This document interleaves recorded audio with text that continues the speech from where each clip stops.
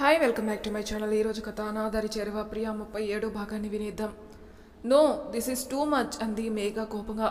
పెడతావా లేక వెళ్ళి డోర్ ఓపెన్ చేయమంటావా అన్నాడు హర్ష. ఓపెన్ చేసుకోపో అంది మేఘ. మనిద్దరిని ఇలా చూస్తే బాగోదు కదా, అందుకే బాగా ఆలోచించి చెప్పు అన్నాడు హర్ష. బాగా ఆలోచించే చెప్తున్నా, వెళ్ళి ఓపెన్ చేయి, లేకపోతే నన్ను ఓపెన్ చేయమంటావా అంది మేఘ. రాక్షసి, ఒక ముద్దే కదా అడిగింది, పెట్టేసి వెళ్ళి ఓపెన్ చేసుకో అన్నాడు హర్ష. నీ వేషాలు నా దగ్గర కాదు అంటూ డోర్ ఓపెన్ చేయడానికి వెళ్ళబోతున్న మేఘని వెనక నుండి హక్ చేసుకుని, ఇది చాలా అన్యాయం అన్నాడు హర్ష. ఏదో అన్నావు, పెళ్ళైన తర్వాత నా మీద రివెంజ్ తీర్చుకుంటానని అన్నావు కదా, మరి నేను కూడా నీ మీద రివెంజ్ తీర్చుకోవాలి కదా అంది మేఘ. ఏదో సరదా కన్నానే బాబు, దానికి ఇలా రివెంజ్ తీర్చుకుంటావో అని అస్సలు ఎక్స్పెక్ట్ చేయలేదు అన్నాడు హర్ష మేఘ నడుం చుట్టూ చేతులు వేస్తూ. హర్ష చేతులు విసిరి కొట్టి, మాటల్లో పెట్టి ఎక్కడెక్కడ చేతులు వేస్తున్నావు, నీ మాటలు చేతలు అన్నిటినీ హద్దుల్లో ఉంచుకుంటే మంచిది అంది మేఘ. ఏం చేయమంటావు, నీ దగ్గరికి రాగానే అవి నా కంట్రోల్లో ఉండట్లేవు అన్నాడు హర్ష. హర్ష, ఏమైంది నాన్న అని అడుగుతూ డోర్ కొడుతూ ఉంది మీనాక్షి. మేఘ ఏదో మాట్లాడబోయేలేపే తన నోరు మూసేసి, ఏం లేదమ్మా అన్నాడు హర్ష. మరి డోర్ తీయడానికి ఏమైంది నాన్న, సంగీత్ స్టార్ట్ అయిపోయింది, తొందరగా రా అంది మీనాక్షి. హా వస్తున్నాను, మీరు వెళ్ళండి అమ్మా అన్నాడు హర్ష. మీనాక్షి ఇంకా ఏదో చెప్పేలోపే, వాడు వస్తాడులే అమ్మా, వెళ్దాం పదా అంటూ అందరినీ అక్కడి నుండి తీసుకుని వెళ్ళిపోయాడు అర్జున్. అందరూ వెళ్ళిపోగానే మేఘ నోటి మీద నుంచి చేయి తీసేసి, ఇప్పుడు కాదు, నీ పెళ్ళైన తర్వాత చెప్తాను అంటూ బయటకు వెళ్ళిపోయాడు హర్ష.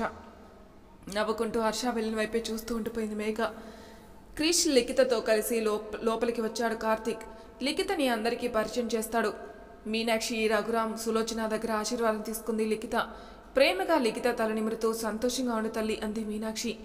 లోపలికి రాగానే అక్కడున్న అర్జున్, నందు, సూర్యాని చూసి షాక్ అయ్యాడు క్రిష్. మీరు ఇక్కడ అని అడుగుతున్న అర్జున్తో, తను నీకు ముందే తెలుసా అన్నయ్య అన్నాడు కార్తీక్. హర్ష మేఘాని హాస్పిటల్లో జాయిన్ చేసింది తనే, తన పేరు క్రిష్ కదా అన్నాడు అర్జున్. అవునన్నయ్య, తను లిఖిత వాళ్ళ అన్నయ్య అంటూ క్రిష్ని అందరికీ పరిచయం చేశాడు కార్తీక్. పలకరింపులు అయిపోయిన తర్వాత సంగీత్ స్టార్ట్ అయిపోయింది. అర్జున్, నందు, సూర్య ఇక్కడే ఉన్నారు అంటే మేఘ, హర్ష కూడా ఇక్కడే ఉండుంటారు అనుకుంటూ మేఘ కోసం వెతుకుతూ ఉండగా చూసుకోకుండా ఎదురుగా ప్లేట్లో పూలు పట్టుకొని వస్తున్న అమ్మాయిని గుద్దుకున్నాడు క్రిష్. క్రిష్ గుద్దుకునేసరికి ప్లేట్ గాల్లోకి వదిలేసి కింద పడిపోయింది ఆ అమ్మాయి. కింద పడిపోతున్న ఆ అమ్మాయి నడుం చుట్టూ చేతులు వేసి పట్టుకుంటాడు క్రిష్. అదే టైంలో గాల్లోకి వదిలేసిన ప్లేట్లోని పూలు వాళ్ళిద్దరి మీద పడ్డాయి. తనని పట్టుకున్న క్రిష్ కళ్ళలోకి సూటిగా చూస్తూ, అబ్బా ఎంత అందంగా ఉన్నాడు అని మనసులో అనుకుంటూ నవ్వుతూ చూస్తూ ఉండిపోయింది ఆ అమ్మాయి.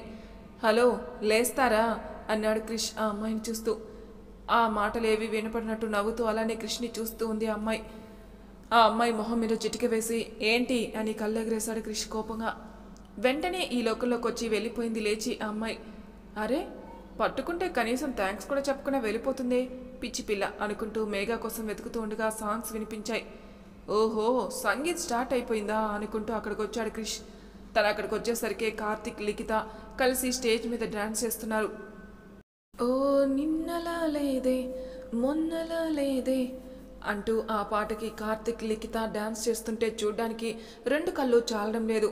అలా పాట మొత్తం అయిపోగానే ఎంత బాగుంది వీళ్ళ జంట అనుకుంటూ నవ్వుతూ చూస్తూ ఉండిపోయాడు క్రిష్. సాంగ్ అయిపోయి స్టేజ్ దిగి క్రిష్ దగ్గరికి వచ్చింది లిఖిత. నవ్వుతూ తను చూస్తున్న క్రిష్ని, ఏమైందన్నయ్య అని అడిగింది.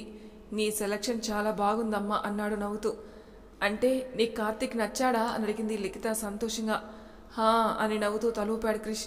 అప్పుడే ఇంకొక సాంగ్ స్టార్ట్ అయింది. తల తిప్పి స్టేజ్ వైపు చూసి అక్కడ హర్ష, మేఘ కనపడగానే షాక్ అయ్యాడు క్రిష్.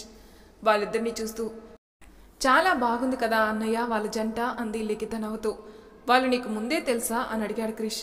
తెలియకపోవడం ఏంటన్నయ్య, ఈ పెళ్లి వాళ్ళదే కదా అంది లిఖిత. షాక్ అయి హర్ష, మేఘాని చూస్తూ ఉండిపోయాడు క్రిష్.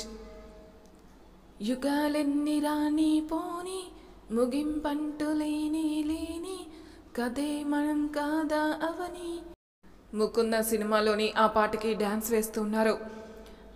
అలా పాడుతూ ప్రేమగా మేఘ నుదుటి మీద ముద్దు పెట్టుకుని హక్ చేసుకున్నాడు హర్ష. చప్పట్లు కొడుతూ ఓ అంటూ గట్టిగా అరిచారు అందరూ. ఆ అరుపుకి ఇద్దరు ఈ లోకంలోకి వచ్చి స్టేజ్ దిగారు. ఆ తర్వాత అందరితో కలిసి డాన్స్ చేస్తూ ఫుల్గా ఎంజాయ్ చేశాడు హర్ష. మీనాక్షి వాళ్ళందరూ కలిసి లిఖితతో మాట్లాడుతూ ఉండగా అక్కడికి వచ్చాడు క్రిష్. క్రిష్ రావడం చూసి, పెద్దమ్మ లేట్ అవుతుంది కదా, వాళ్ళని డ్రాప్ చేసి వస్తాను అన్నాడు కార్తీక్. ఇంత నైట్ టైం ఎక్కడికి రా వెళ్ళేది? ఇక్కడే ఉండనివ్వు. రేపు పొద్దున పెళ్లి పెట్టుకొని ఇప్పుడు పంపించేస్తానంటున్నావు. కావాలంటే నువ్వు వెళ్ళు, తను ఇక్కడే ఉంటుంది అంది మీనాక్షి కార్తీక్తో. నాకంటే నీకు తనే ఎక్కువైపోయిందా అన్నాడు కార్తీక్ అలిగినట్టు మొహం పెట్టి. కార్తీక్ బుగ్గలు లాగుతూ, నువ్వు నా బంగారు కొండవిరా, బాగా అల్లరోడివి అంటూ. చూడు తను ఎంత బాగా మన మేఘ, నందు, భూమి, నిక్కి, రమ్య వాళ్ళతో కలిసిపోయిందో అంది మీనాక్షి. అప్పుడే అక్కడికి వచ్చిన కృష్ణి చూస్తూ, ఈరోజు ఇక్కడే ఉండిపోండి బాబు, రేపు హర్ష వాళ్ళ పెళ్ళి అయ్యాక భోజనాలు చేసి వెళ్దురుగాని అంది మీనాక్షి నవ్వుతూ. నేను కూడా పెళ్లి భోజనాల గురించే మాట్లాడడానికి వచ్చానంటీ, కానీ హర్ష వాళ్ళ పెళ్లి గురించి కాదు అన్నాడు క్రిష్. మరి అంటూ అనుమానంగా చూస్తుంది మీనాక్షి కృష్ణి. మా లిఖిత పెళ్లి గురించి. మీ ఫ్యామిలీని చూస్తుంటేనే అర్థమవుతుంది మీరు ఎలాంటి వాళ్ళు అన్నది. చిన్నప్పటి నుండి తల్లి ప్రేమ లేకుండా పెరిగింది.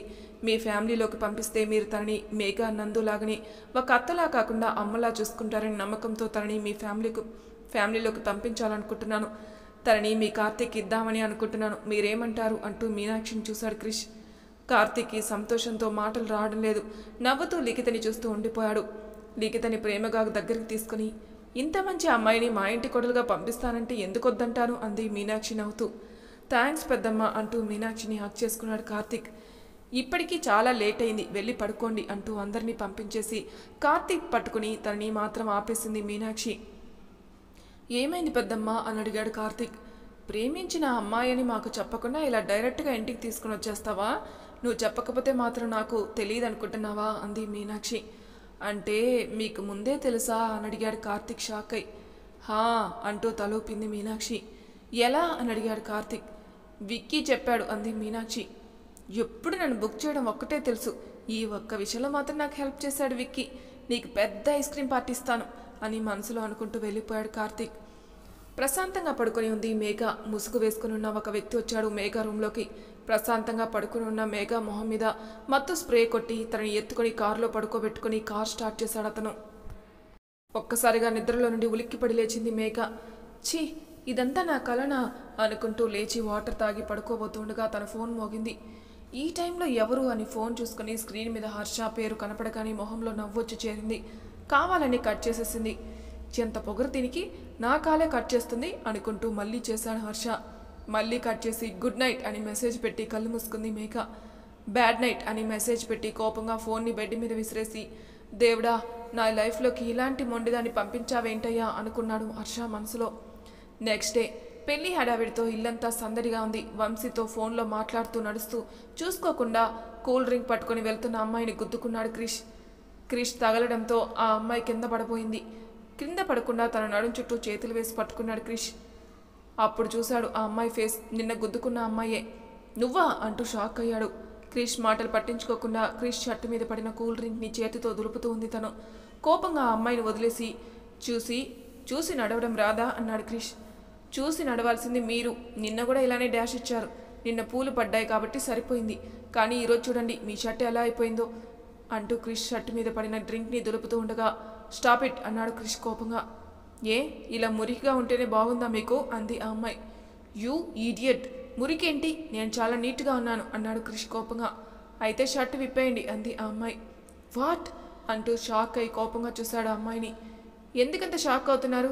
షర్ట్ పాడైపోయింది కదా, అందుకే తీసి ఇస్తే ఉతికి ఐరన్ చేసిస్తాను అంది ఆ అమ్మాయి. అవసరం లేదు అన్నాడు క్రిష్. పెళ్లిలో ఇలానే ఉంటే ఏ అమ్మాయి అయినా చూస్తుందా మిమ్మల్ని? మీరు చాలా అందంగా ఉన్నారు, బట్ మీరు వేసుకున్న షర్టే బాగలేదు. దానివల్ల మీ వాల్యూ తగ్గిపోదు, అందుకే తొందరగా తీసి ఇచ్చేయండి అంది ఆ అమ్మాయి. ఏయ్ ఏంటి నువ్వు, నేను షర్ట్ తీసి ఇచ్చే వరకు ఇక్కడ నుండి కదిలేలా లేవే అన్నాడు క్రిష్ కోపంగా. ఈ కోపం మీ మొహానికి అస్సలు సూట్ అవ్వలేదు. నాలా నవ్వుతూ ఉండండి, నాలా అందంగా కనిపిస్తారు. ఇక షర్ట్ విషయానికి వస్తే మీ మంచి కోసమే చెప్తున్నాను. చూస్తే ఇంకా పెళ్లి కాలేదనుకుంటా. అందమైన అమ్మాయిలు చాలామంది వస్తారు ఈ పెళ్ళికి. వాళ్ళకి లైన్ వేసి ఒక మంచి అమ్మాయిని సెట్ చేసుకోండి అంది ఆ అమ్మాయి. ఆ అమ్మాయిని కోపంగా చూసి గో టు హెల్ అనేసి వంశీతో ఫోన్ మాట్లాడుకుంటూ వెళ్ళిపోయాడు క్రిష్. ఎవర్రా అని అడిగాడు వంశీ ఫోన్లో. ఎవరో పిచ్చిదిలే అన్నాడు క్రిష్. క్రిష్ వెళ్తున్న వైపే చూస్తూ మాస్టర్కి పొగరు మామూలుగా లేదే, దించుతా అనుకుంది మనసులో. పూలతో అందంగా డెకరేట్ చేసిన పెళ్లి మండపం చుట్టూ పెద్దవాళ్ళు హడావిడితో, చిన్నపిల్లల అల్లరితో, నవ్వులతో సందడిగా ఉంది. పెళ్లిపిట్టల మీద సీతారాముల్లా వెలిగిపోతున్నారు హర్ష, మేఘ. పంతులు గారు హర్ష చేతికి మంగళసూత్రం ఇచ్చి కట్టమన్నారు. నందు మేఘ జడ పట్టుకుంది. మేఘా మెల్లో 3 ముళ్ళు వేసి, ఇప్పుడు నీ మీద నాకు ఫుల్ రైట్స్ వచ్చేసాయి. పిచ్చోన్ని చేసి ఆడుకున్నావు కదా, ఇప్పుడు చూపిస్తాను నీకు రివెంజ్ అంటే ఎలా ఉంటుందో అన్నాడు హర్ష మెల్లగా మేఘా చెవిలో. షాక్ అయి హర్షాన్ని చూస్తూ ఉండిపోయింది. అందరూ సంతోషంగా అక్షంతలు వేస్తూ ఆ జంటని మనస్ఫూర్తిగా దీవించారు. మేఘాని చూసింది చాలే, లైఫ్ లాంగ్ నీ పక్కనే ఉంటానుగా, అప్పుడు ఎంతసేపు కావాలంటే అంతసేపు చూసుకుందు కానీ ఫొటోస్కి మంచి స్మైల్ ఇవ్వు. రేపు మన పిల్లలకి చూపించుకోవాలిగా మనం ఎంత గ్రాండ్గా పెళ్లి చేసుకున్నామో అన్నాడు హర్ష. హర్షాని అయోమయంగా చూస్తూ చిన్న స్మైల్ ఇచ్చింది మేఘ. ఆ తర్వాత అరుంధతి నక్షత్రం చూపిస్తూ, మేఘా అక్కడ ఏమైనా చుక్కలు కనిపిస్తున్నాయా అని అడిగాడు హర్ష. లేదు అంది మేఘాకి పైకి చూస్తూ. అక్కడ ఏమీ కనపడవు, కానీ మనం కనిపించిందనే చెప్పాలి. నువ్వు అంత ఫీల్ అవ్వకు. అక్కడ కనపడకపోతే ఏంటి, ఇక నుండి నేను చూపిస్తానుగా నీకు చుక్కలు అన్నాడు హర్ష నవ్వుతూ. అయోమయంగా హర్షాన్ని చూస్తూ ఉండిపోయింది మేఘ. ఆ తర్వాత బిందెలో ఉంగరాలు వేసి తీయమన్నారు. ఫస్ట్ టైం హర్ష గెలిచాడు, సెకండ్ టైం మేఘా గెలిచింది. మూడోసారి తీయడానికి ఇద్దరు కలిసి ఒకేసారి లోపల చేపెట్టారు. రింగ్ వెతుకుతున్న మేఘా చేతిని గట్టిగా పట్టుకున్నాడు హర్ష. హర్ష చేయి నుండి తన చేయిని విడిపించుకోవడానికి ట్రై చేస్తూ ఉంది మేఘ. ఎంతసేపు, తొందరగా తీయండి అన్నాడు అర్జున్. ఏం చెప్పాలో అర్థం కాక చిన్నగా నవ్వి హర్షాన్ని చూసింది. నవ్వుతూ కళ్ళెగరేశాడు. ప్లీజ్ వదులు అని సైగ చేసింది. నా నుండి వదిలించుకోవడం అంత ఈజీ కాదు అన్నాడు హర్ష మెల్లగా మేఘా వినిపించేలా. హర్ష ప్లీజ్ వదులు అంది మేఘ ఏడుపు మొహం పెట్టి మెల్లగా. అయితే నేను చెప్పినట్టు వింటావా అని అడిగాడు. సరే తప్పుతుందా, వదులింకా అంది మేఘ. మేఘా చేయిని వదిలి రింగ్ని మేఘా వేలికి పెట్టి, ఇప్పుడు చెయ్యి బయటికి తీయవే అన్నాడు హర్ష నవ్వుతూ. ఓకే అంటూ చెయ్యి బయటికి తీసింది మేఘ. మేఘా వేలికున్న రింగ్ చూసి ఓ అంటూ గట్టిగా అరిచారు అందరూ. సిగ్గుపడుతూ హర్షాన్ని చూస్తూ ఉండిపోయింది మేఘ. నైట్ అవుతూ ఉండగా హర్ష మేఘా వాళ్ళ ఫస్ట్ నైట్కి హర్ష రూమ్ని పూలతో అందంగా డెకరేట్ చేస్తున్నారు సూర్య నిక్కీ కలిసి. డెకరేట్ చేయడం కంప్లీట్ అవ్వగానే రూమ్ మొత్తం చూస్తూ బాగుంది కదా అంది నిక్కీ. చాలా బాగుంది, మన ఫస్ట్ నైట్కి కూడా నువ్వే డెకరేట్ చేయి అన్నాడు సూర్య నవ్వుతూ. నిన్ను అని నవ్వుతూ సూర్య భుజం మీద కొట్టి వెళ్ళబోతుండగా నిక్కీ చేయి పట్టుకొని ఆపేశాడు సూర్య. ఏమైంది అని అడిగింది నిక్కీ వెనక్కి తిరిగి. ఇంకా ఎన్ని రోజులు ఇలా దూరంగా ఉండాలి, అందరు పెళ్ళిళ్ళు అయిపోతున్నాయి, మనం కూడా తొందరగా పెళ్లి చేసుకుందాం అన్నాడు సూర్య. నిక్కీ నవ్వి, నేను ఎప్పుడు వద్దన్నాను, మేఘా అక్క వాళ్ళ పెళ్ళి అవ్వగానే మన పెళ్లి చేస్తానన్నారు కదా, ఇంకా లేట్ ఏముంది ఇందులో అంది. నిక్కీని దగ్గరికి తీసుకొని, నీతో మాట్లాడి చాలా రోజులు అవుతుంది, ఎక్కడికైనా వెళ్దామా అన్నాడు సూర్య. ఇంట్లో అందరూ ఉన్నారు, ఎలా అంది నిక్కీ. ఇలా అంటూ నిక్కీని ఎత్తుకుని బయటకు వచ్చాడు సూర్య. వాళ్ళిద్దరిని అలా చూసి ఏమైంది అని అడిగింది సులోచన కంగారుగా. ఏం లేదత్తయ్య, అది కాలు స్లిప్ అయి కింద పడిపోయింది, హాస్పిటల్కి తీసుకెళ్తున్నాను అన్నాడు సూర్య. వస్తున్న నవ్వు ఆపుకుంటూ సూర్యని చూస్తూ ఉండిపోయింది నిక్కీ. అవునా, జాగ్రత్త సూర్య అంటూ వాళ్ళని బయటికి పంపించింది సులోచన. నిక్కీని కారులో కూర్చోబెట్టి కార్ స్టార్ట్ చేశాడు సూర్య. నీ యాక్టింగ్కే ఆస్కార్ అవార్డు ఇవ్వచ్చు తెలుసా అంది నిక్కీ నవ్వుతూ. ఈ యాక్టింగ్లన్నీ నందు దగ్గరే నేర్చుకున్నాను అన్నాడు సూర్య. సూర్య చేయి గట్టిగా పట్టుకుని భుజానికి తల ఆనించి పడుకుంది నిక్కీ. తన రూమ్లో బెడ్ మీద కూర్చుని ఆలోచిస్తూ ఉన్నాడు హర్ష. పాల గ్లాస్తో లోపలికి వచ్చింది మేఘ. నవ్వుతూ వచ్చి హర్షకి గ్లాస్ అందించింది. మొత్తం పాలు తాగేసి ఖాళీ గ్లాస్ మేఘ చేతిలో పెట్టాడు. కోపంగా చూస్తూ ఉన్న మేఘాని చూస్తూ ఏంటి అని అడిగాడు హర్ష. పాలు తీసుకుని వచ్చింది నువ్వు ఒక్కడవే తాగడానికి కాదు, మన ఇద్దరికి అంది మేఘ. ఇద్దరికి ఏం సరిపోతుంది, కావాలంటే నువ్వు ఇంకో గ్లాస్ తెచ్చుకోవాల్సింది అన్నాడు. కోపంగా గ్లాస్ పక్కన పెట్టి వెళ్ళి పడుకుంది మేఘ. హలో, ఈ బెడ్ నాది లే అన్నాడు హర్ష. వాట్ హర్ష, ఏమైంది నీకు అంది మేఘ కోపంగా. ఈ బెడ్ నాది, నువ్వు వెళ్ళి సోఫాలో పడుకో అన్నాడు హర్ష. నేను సోఫాలో పడుకుంటే నువ్వు ఒక్కడవే బెడ్ మీద గాడిదలా పడుకుంటావా అంది మేఘ కోపంగా. ఏయ్ గాడిద ఏంటే అన్నాడు హర్ష చిరాగ్గా. అవునులే, నువ్వు గాడిది కాదు అడ్డగాడిదివి అంది మేఘ కోపంగా. పిల్లో బెడ్షీట్ తీసి సోఫాలోకి విసిరి కొట్టి వెళ్ళి పడుకోపో అంటూ బెడ్ మీద వాలిపోయాడు హర్ష. అని కోపంగా హర్షాన్ని చూస్తూ వెళ్ళి సోఫాలో పడుకుంది. నిద్ర పట్టుక అటు ఇటు కదులుతూ ఎప్పటికో నిద్ర పట్టింది మేఘాకి. పొద్దున కళ్ళు తెరిచి చూసేసరికి బెడ్ మీద ఉంది. నేను ఇక్కడికి ఎలా వచ్చాను, హర్ష ఎక్కడా అంటూ చుట్టూ చూసింది. అప్పుడే వాష్రూమ్ నుండి బయటికి వస్తూ టవల్తో తల తెరుచుకుంటూ, అప్పుడే లేచావా, పందిలా ఇంకా కొద్దిసేపు పడుకోవాల్సింది అన్నాడు హర్ష. నేనేమి పందిలా పడుకోలేదు, అయినా నువ్వైనా లేపొచ్చు కదా అంది మేఘ బెడ్ మీద నుంచి దిగుతూ. తమరిది ఊర్మిళాదేవి నిద్ర కదా, ఎంతసేపు నుండి లేపుతున్నా అస్సలు లేస్తే కదా అన్నాడు హర్ష. నేను బెడ్ మీదకి ఎలా వచ్చాను అని అడిగింది మేఘ అయోమయంగా. గాల్లో ఎగురుకుంటూ వచ్చావు అన్నాడు హర్ష. మరి తర్వాయి భాగంలో ఏం జరుగుతుందో నెక్స్ట్ ఎపిసోడ్లో తెలుసుకుందాం. అంతవరకు నా ఛానల్ సబ్స్క్రైబ్ చేయని వాళ్ళు ప్లీజ్ సబ్స్క్రైబ్ చేసుకోండి, లైక్ చేసి షేర్ చేయండి. మీ అభిప్రాయాలు నాకు కామెంట్ రూపంలో తెలియజేయండి. Thank you for listening.